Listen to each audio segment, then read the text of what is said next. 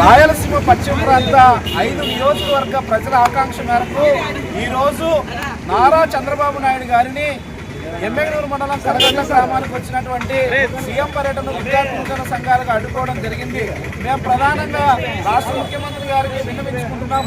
అయ్యా, ఈరోజు మేము కరగట్ల గ్రామంలో రాజముద్ర కలిగినటువంటి పట్టాదారు పాస్బుక్ని మీరు ప్రజలకు చెల్లించారు.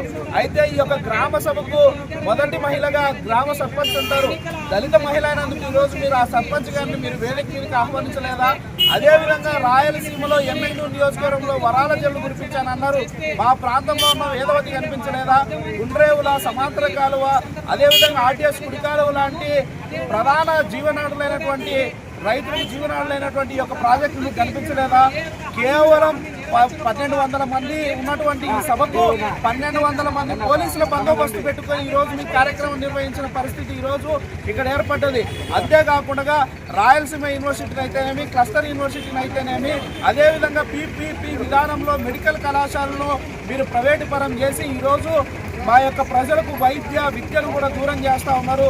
తక్షణమే రాష్ట్ర ప్రభుత్వం వీటన్నిటి మీద స్పందించి రానున్న రోజుల్లో కూడా ఖచ్చితంగా ఇప్పుడున్నటువంటి ప్రజలకు మేలు చేసే విధంగా తక్షణం మెడికల్ కళాశాలను ఉపసంహరించుకోవాలని, పరిపాలన వికేంద్రీకరణగా ఆదోని జిల్లాను కేటాయించాలని మేము డిమాండ్ చేస్తూ ఉన్నాం. నా పేరు ఉదయ్ కుమార్, బీఎస్ఎఫ్ఐ రాష్ట్ర కార్యదర్శి. గౌరవ ముఖ్యమంత్రి చంద్రబాబు గారు కలగట్ల గ్రామంలో పాస్బుక్లు రైతులకు పంపిణీ చేశారు. కేవలము జగన్ ఫోటో రద్దు చేసేందుకే అక్కడి నుండి కోట్లాది రూపాయలు ఖర్చు పెట్టి ఇక్కడ వచ్చి ఫోటో తీయడం మంచిదే.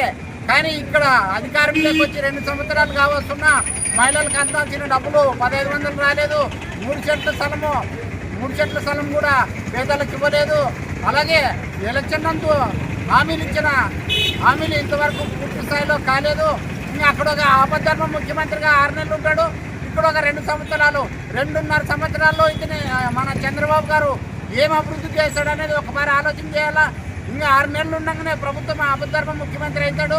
కావున ఈ 2 సంవత్సరాల్లో ఎలక్షన్ నందు ఇచ్చిన హామీలను ఖచ్చితంగా నెరవేరిస్తే మీరు మళ్ళీ ముఖ్యమంత్రిగా ప్రజలు ఆదరిస్తారు. లేకుంటే మళ్ళీ గద్దె దిగే పరిస్థితి గౌరవ ముఖ్యమంత్రి గారికి వస్తుందని వెంటనే కూటమి ప్రభుత్వం ఇచ్చిన హామీలను నెరవేరాలని సిపిఐ పార్టీగా డిమాండ్ చేస్తున్నాం. నా పేరు భాస్కర్ యాదవ్, సిపిఐ జిల్లా కార్యవర్గ సభ్యులు, మంత్రాలయం.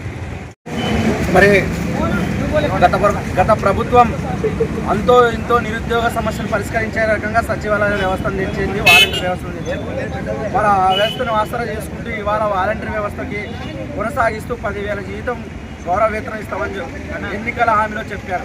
అదే పద్ధతిలో ప్రధానంగా జాబ్ క్యాలెండర్ ప్రతి జనవరి 1వ తేదీని జాబ్ క్యాలెండర్ ప్రకటిస్తామని చెప్పేసి ఈ రాష్ట్రంలోన 20 లక్షల ఉద్యోగాలు కూడా నా అధికారం పూర్తయ్యేలోపు కల్పిస్తానన్నారు.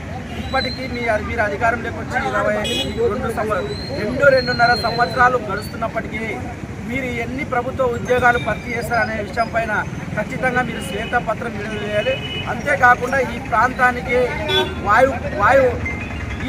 వాయునాడైనటువంటి ఆరేకల్ మెడికల్ కాలేజ్ ఏదైతే ఉందో దాన్ని పూర్తిగా ప్రభుత్వమే కొనసాగించాలని, పీపీపీ విధానం పైన తీసుకెళ్తే దాన్ని పూర్తి స్థాయిలో మేము అడ్డుకుంటామని కూడా ఈ సందర్భంగా తెలియజేస్తూ, అంతేకాకుండా ఈ 5 నియోజకవర్గాల ప్రాంతాల అభివృద్ధి కావాలంటే ఖచ్చితంగా ఆదోని జిల్లాగా ప్రకటించాలి.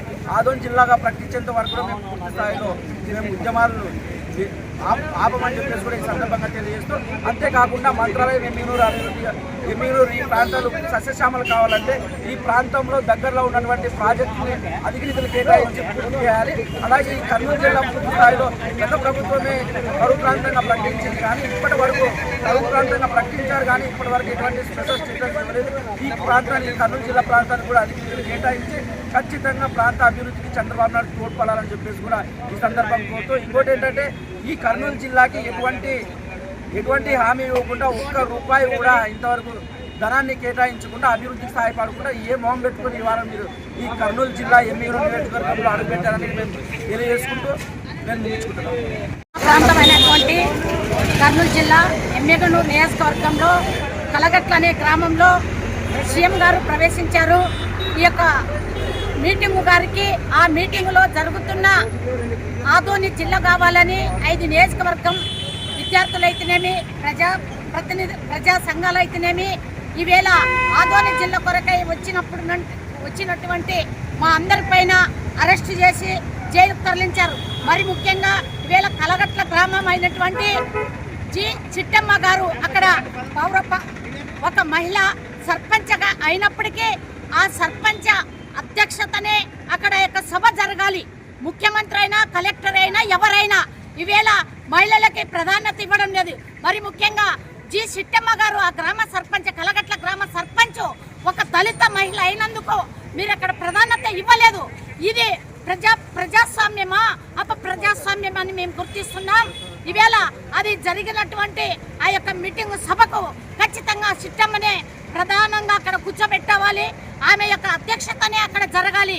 ఈవేళ అంటరానితనం ఇంకా కొనసాగుతుంది, మరి విభేదాలు కొనసాగుతున్నాయి, ఎక్కడ కూడా తగ్గలేదని నేను తెలుపుతూ, నా పేరు సుజ్ఞానమ్మ, ఆదోని జాయింట్ యాక్షన్ జిల్లా జాయింట్ యాక్షన్ జేఎస్సీగా ఒక సభ్యురాలుగా పనిచేస్తున్నాను.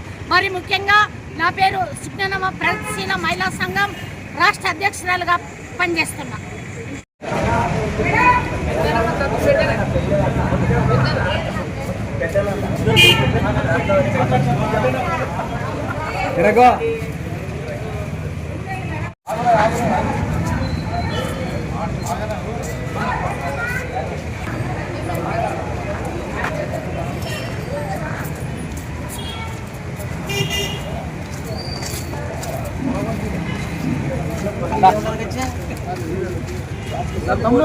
నా చెప్పులు పోగొట్టుకోమైనా సార్ ఖచ్చితంగా కొనియాలా.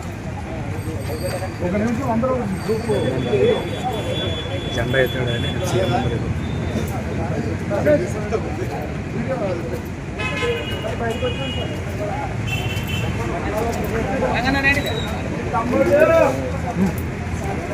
పంపిస్తాలే.